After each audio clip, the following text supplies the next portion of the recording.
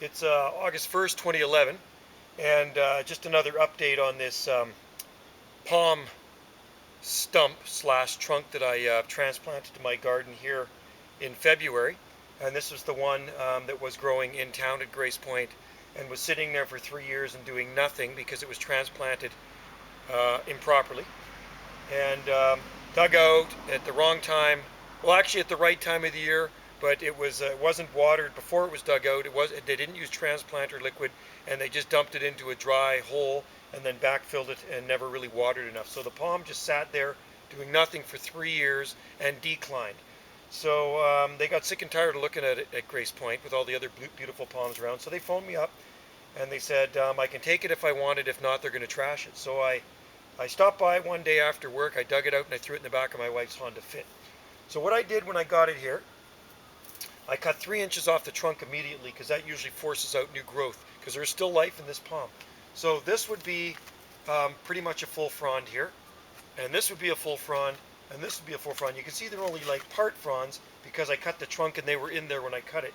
So this is how much it's grown since February, since I actually cut the top of this trunk off. So we got a spear here, we got a nice spear here, we got a beautiful spear coming out there. Really healthy. I've been keeping it watered regularly, like every day I water this thing, so it's obviously rooted out. And I fertilize it too. Right here we have a mixture of fish fertilizer and Miracle-Gro. So I give it regular shots of fertilizer to keep this thing happy, and I never let it dry out. So I'm going to grab the camera in a second. I'll give you a closer look at the center of this thing and show you how it is growing. So not bad. I mean, it's got a nice sized trunk on it, and in the winter time, I don't know if it's going to open another frond before winter.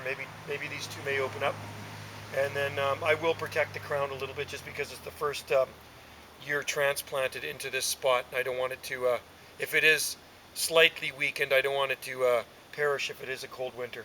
But I think it should be okay. But why take any chances, right?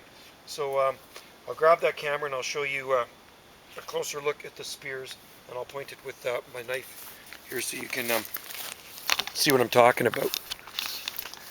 Okay, so we've got a frond here, we got a frond there, and we got a frond there. And of course they're part fronds because you can see where I cut them. That's where I cut the trunk. You see they were inside the trunk. And here, and here.